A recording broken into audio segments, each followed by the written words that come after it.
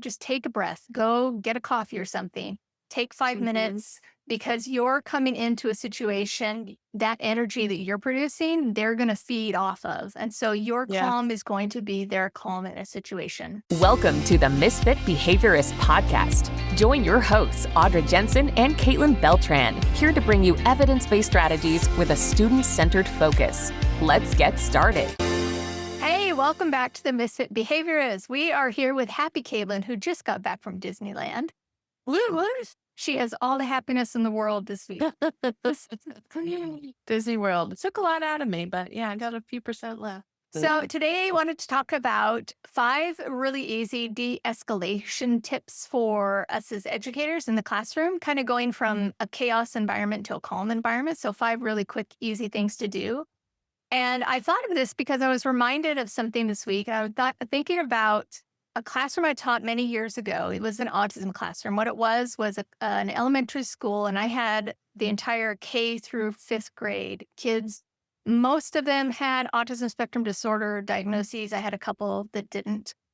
And it was an all-inclusive. So I had everybody. I had a couple of kids who were there full-time, and I had a couple of kids who were in classrooms full-time, and then I had a hybrid kids. And it was from K to 5th. It was a small enough district, a small enough school that I had everything and everybody. And I just remember feeling so overwhelmed. I remember this one day that I had kindergarten and first graders that were coming in and out with their parents. I had some of my older kids who were more behavior kids. I had one kid who had autism and diabetes, and I hadn't realized that his blood sugar had dropped. And so he was exhibiting huge behaviors that weren't unlike him, but it wasn't until after the big blow up that we went and checked his blood sugar, which we should have done earlier. And we saw that that was contributing to what was going on. I just remember walking out that day, just everything was blowing up and feeling like I just have no control over anything. And how am I ever going to be able to do that? More than anything, I felt really bad about myself, not knowing what to do in the moment of some of the little fires that were going on. And so I don't know, that came to me and I'm like, I've learned a lot since then. I think I would do a lot better today in just picking the little fires to deal with at the time. Because I kept trying to step back and worry about everything and try to be the octopus and take care of everything at once. And I really needed Want to trust my everything to run parents. perfectly. Yeah, to run perfectly and to be able to give myself grace that this is just one of those days. Yep. And this isn't one of them, but I should have made this. I needed to have reduced the expectations of myself and the parents and the students in a day like that. And I didn't do that. I continued to hold the same expectations and thinking everything should run smoothly. And if we just Right. followed the plan, then everything was going to be great. And it just wasn't. And so it's just one of those days.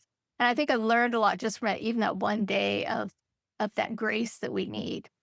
And Right. so I thought of these 5 quick, easy things that help me now, many years later, keep that control over chaos situation. So the first one I thought of was to stay one step ahead. Prevention is your protection in thinking ahead of time. Now, we can't always do that, but if you can, using your visual schedules, having those clear expectations, using those pre-correcting techniques that we've talked about, anything that you can do beforehand to set things up for things to run smoothly in the moment. Because if you prep before a trigger happens, you're going to cut away half the battle right there. Things like before we leave the classroom, let's remember we're going to have walking feet and blah, blah, blah, and all this stuff before we get into a situation, because the stress comes from that damage control that we have to do. And I think we talk about that so often, pre-correction, catch them being good, that kind of stuff. And not to sound like a broken record, hey, everyone should do these things. We know that, but it's more about in that moment, because it's one of those days for us. If we've been doing that enough times, it's like second nature. It's like, rote muscle memory. We're just going to blurt it out before we leave the classroom. And that's when you see the payoff of that, because then you can start getting ahead of the next little fire erupting rather than just words to live by. And that's actually a perfect lead into my tip number 2. So the first one was prevention is your protection. Number 2 would be your calm equals their calm. And so you should be a thermostat and not a thermometer, meaning that you're going to set that temperature in the room. Use your mirror techniques. And because as you mirror them and they mirror you, you're going to find this energy that comes between the two of you, your groups and you. And I'm telling you, we're in crisis. You feel that inside. But even if you need to step out for a minute, if there's a crisis going on, somebody else tap out, just take a breath, go get a coffee or something. Take 5 minutes because you're coming into a situation, that energy that you're producing, they're going to feed off of. And so your Yeah. calm is going to be their calm in a situation. That's so funny. I was just thinking of relating it to like us as adults. Like if you're in a contentious meeting or like a meeting with your supervisor, like their tone is you're gonna read that even if you're not consciously thinking of it. Like, is this okay? Is this okay? And literally like on my flight back, like I'm a nervous flyer who isn't, if you're not, I'd love to talk to you. What are your secrets? The whole time someone had told me, always look at the flight attendant because if they're not panicking, like why would you? So every little bump, I look at them and in my mind, like that's it. Like we're hitting like something, we're going down. And the guy's just like pouring the drink like nothing happened. And I'm like, okay, he's calm, I'm calm. Like we just look for those little cues. That is really brilliant. I think that is a perfect example of how we do it in real life too. You get into an argument with a spouse or a partner or a best Yeah. friend or something. If they're chill and just having a conversation, it brings your own energy down. Have that That's perfect. as a teacher in a classroom, use that lower voice, you slow your pace, a neutral face, Right. those things are your instant de-escalators. And if it doesn't work in 5 seconds, keep doing it. They're gonna come down eventually. Yes, perfect. Just give it a minute to work. Mm. Tip number 3, I would say, is to give space and those simple choices. 2 choices equal 1 win. Just give a little bit of space, a little bit of time, a little nonverbal de-escalation. Don't corner or confront an already escalated situation. You're just going to offer those simple, structured options that you agree to, choose one or the other, but keeping that space. I think our parents who maybe don't come in with a lot of experience want to keep talking, keep at Mm. something. If they're not doing what they're supposed to do, they want to keep doing it. Sometimes our students who have these behaviors just need a little space to process, to decide what decision they're going to make. As long as you have that clear expectation, that consequences are clear, give them a minute to decide what they want to do and give that space. And it just goes back to your own calm as well. Those 2 tips kind of fit into each Yeah. other. And then tip number 4, I would say delay, but don't deny. So as often as possible to avoid saying no, use the other things that we've talked about, saying yes later or no, Mhm. but you can. So you're stopping that immediate confrontational. They want to do something, you say, no, you can't do that. You're immediately hitting this face to face Mhm. confrontational. Maybe you say something like, I hear that you want the iPad, but first we need to finish this and then you get the iPad. So first, later, first, Right. then, yes, later. Or the other one, like, I know we can't go outside right now, but we can get out the Play Doh. So a no, but we Right. can. So anything you can do that no into a yes, but or a yes later, Mhm. I think that kind of reduces those power struggles and keeps those relationships intact. I think it is really important. And I think it does help a lot with relationship building because sometimes, even if we don't mean it to be, if the child, the example is asking to go outside and it's raining, and if you say, no, it's raining, and we're not meaning to be like aggressive or harsh, but it is confrontational if you think about it, because that student may not understand, like, of course we can't go outside because it's pouring, like they just are mustering the courage to ask to go outside. And you're just like, no, it's very like, "Oh, that's it. You denied me." And of course, they need to learn no and boundaries, but just having that compassionate approach, like, "No, but we can do this." Yeah, and I think a follow up on that is something we've talked about. Really decide if you have to say no. I mean, some things they want to do that it's okay to say yes, even if you wouldn't normally.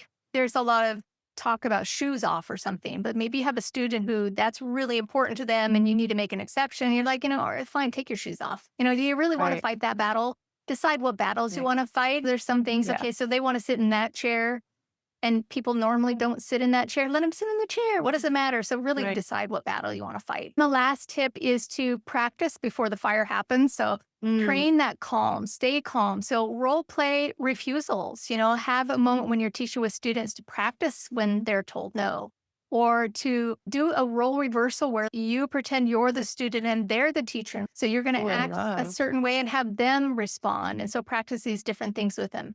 You be the student, you show them what it looks like to be shut down and how would they as a teacher respond to you. And this is more for your more verbal kiddos, but I've had really good success with that. And I get some insight into what would work for them as they pretend to be the teacher. I think I hear better what they respond to when they're switching around. And we make it a game. It's a fun, we're all going to take turns and stuff and do a role play thing. And that builds a lot of confidence. And again, with the relationship thing too, I think that's really good for relationships. And that's reducing when that is in that chaos, that feels less overwhelming. They've been through this, they've practiced this situation. And I wanted to add for students who are not maybe cognitively able to do more of like the role play and advanced things like that.